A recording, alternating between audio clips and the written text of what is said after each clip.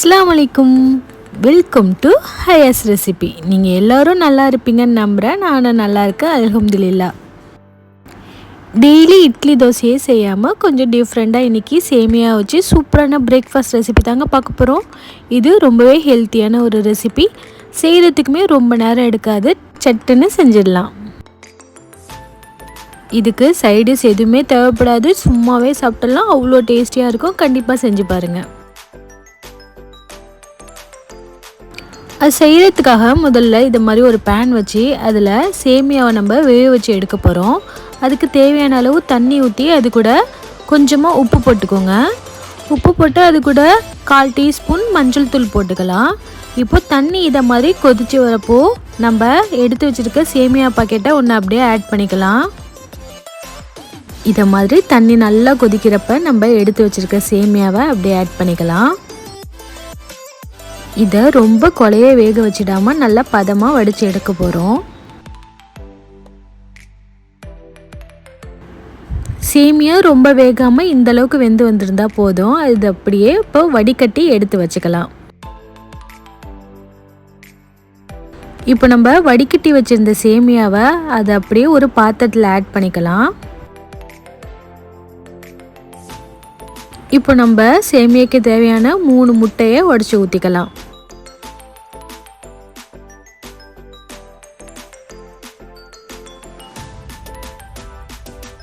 முட்டையெல்லாம் ஆட் பண்ணதுக்கப்புறமா இந்த அடைக்கு தேவையான அளவு உப்பை ஆட் பண்ணிக்கலாம்.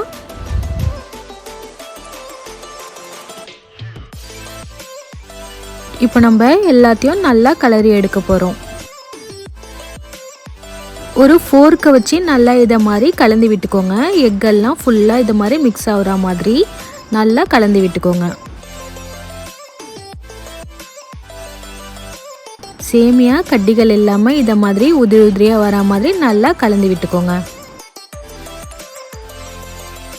இப்போ நான் சின்ன வெங்காயம் 5, கேப்சிகம் பாதி, கேரட் 1, பச்சை மிளகாய் 2 கட் பண்ணி வச்சுருக்கேன். இதுக்கு அப்படியே லைட்டாக ஒரு தாளிப்பை கொடுத்துடலாம்.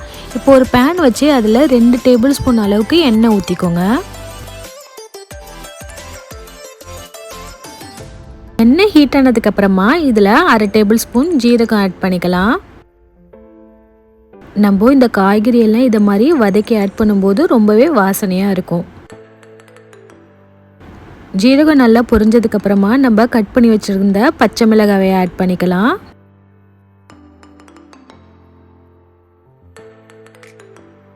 இப்போது இதை லைட்டாக எண்ணெயில் இதை மாதிரி வதக்கி விட்டுக்கோங்க.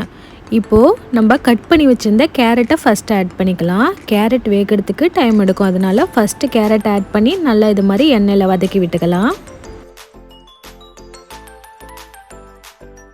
கேரட்டை நீங்கள் 1 நிமிஷம் எண்ணெயில் வதக்கினா போதும். கேரட் இந்த அளவுக்கு வதங்கினதுக்கப்புறமா நம்ம கட் பண்ணி வச்சுருந்த வெங்காயத்தை ஆட் பண்ணிக்கலாம். நீங்கள் பெரிய வெங்காயம் ஆட் பண்ணியும் செய்யலாம், சின்ன வெங்காயம் ஆட் பண்ணி செய்யும்போது நல்லா வாசனையாக இருக்கும். இப்போது வெங்காயத்தை ரொம்ப வதக்க விடாமல் இந்த கலரில் இருக்கும்போதே நம்ம கட் பண்ணி வச்சுருக்க கேப்சிகமே ஆட் பண்ணி அது கூட தேவையான அளவு உப்பு ஆட் பண்ணிக்கலாம். நம்ம ஏற்கனவே சேமியாக்கெல்லாம் உப்பு ஆட் பண்ணியிருக்கோம், அதனால இந்த காய்கறிக்கு ஏற்ற அளவுக்கு மட்டும் உப்பு ஆட் பண்ணி நல்லா இதை மாதிரி எண்ணெயில் 1 நிமிஷம் மட்டும் வதக்கி எடுத்துக்கிட்டால் போதும். அவ்வளோ தாங்க, எதுவுமே நம்மளுக்கு கலர் மாறல. இதை அப்படியே நம்ம கலந்து வச்சுருக்கிற சேமியாவில் அப்படியே ஆட் பண்ணிக்கலாம்.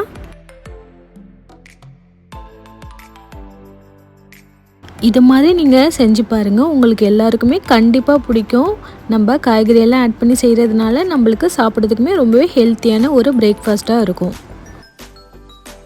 இப்போது காய்கறியெல்லாம் இந்த சேமியா கூட நல்லா இதை மாதிரி கலந்து விட்டுடலாம். எனக்கு இப்போது முட்டை பத்தாத மாதிரி தெரிஞ்சு, அதனால நான் இன்னொரு முட்டை இப்போ ஆட் பண்ணியிருக்கேன். லாஸ்ட்டாக மல்லிக்கீரையை இது மாதிரி கட் பண்ணி மேலே தூவி விட்டுடலாம். அவ்வளோதாங்க, இப்போது நம்ம தேவைப்படுற எல்லாமே ஆட் பண்ணியாச்சு. இப்போ எல்லாத்தையும் இதை மாதிரி நல்லா ஒரு மிக்ஸ் கொடுத்துடலாம். உங்களுக்கு இந்த கன்சிஸ்டன்சி பார்த்திங்கன்னா இப்படி தாங்க இருக்கும், ரொம்ப தண்ணியாக இருக்காது. முட்டையெல்லாம் ஆட் பண்ணியிருந்தாலும் நம்ம ஒரு பாக்கெட் சேமியா ஆட் பண்ணியிருக்கிறதுனால அதுக்கு கரெக்டாக இருக்கும். என்கிட்ட சின்ன முட்டையாக இருந்ததுனால எனக்கு இப்போது இன்னொரு முட்டை ஆட் பண்ணுற மாதிரி இருந்துச்சு. நீங்கள் குவான்டிட்டியை பார்த்து நீங்கள் ஆட் பண்ணிக்கோங்க. இப்போ ஒரு பேன் வச்சு அதில் நல்லா வாசனையான நெய் 2 டேபிள் ஸ்பூன் ஊற்றிக்கலாம். இப்போ நம்ம கலந்து வச்சுருக்க சேமியாவையும் இதை மாதிரி அந்த பேன் ஃபுல்லாக ஸ்ப்ரெட் ஆகிற மாதிரி நல்லா இதை மாதிரி ஸ்ப்ரெட் பண்ணி எடுத்துக்கோங்க. நம்ம ரெடி பண்ணி வச்சுருந்த சேமியாவில் 2 அடை இதை மாதிரி எனக்கு கிடச்சிருந்துச்சிங்க. அதுக்கு தகுந்த மாதிரி நீங்கள் பேனில் ஊற்றிக்கோங்க. இதை மாதிரி ஸ்ப்ரெட் பண்ணதுக்கப்புறமா இதை நம்ம மீடியம் ஃப்ளேமில் வச்சு ஒரு மூடி போட்டு மூடி வச்சிடலாம். 5 நிமிஷத்துக்கு அப்புறம் ஓப்பன் பண்ணி பார்த்தா நம்மளுக்கு அடியிலெல்லாம் நல்லா வெந்து வந்திருக்கும். இந்த டைமில் அப்படியே நம்ம திருப்பி போட போகிறோம். ஓரங்கள்லாம் எடுத்து விட்டுட்டு இதை மாதிரி திருப்பி போடுங்க. பொறுமையாக உங்களுக்கும் அழகாக இதை மாதிரி திருப்பி போட வரும். இதையும் நம்ம 5 நிமிஷத்துக்கு மீடியம் ஃப்ளேமில் வச்சு 2 சைடும் திருப்பி போட்டு நல்லா வேகிற அளவுக்கு வேக வச்சு எடுத்துக்கலாம். உங்கள் வீட்டில் இட்லி தோசை மாவு இல்லாத சமயத்தில் இதை மாதிரி ஒரு பிரேக்ஃபாஸ்ட் சட்டுன்னு செஞ்சிடலாம். கண்டிப்பாக ட்ரை பண்ணி பார்த்துட்டு எப்படி இருக்குன்னு எனக்கு கமெண்டில் சொல்லுங்கள்.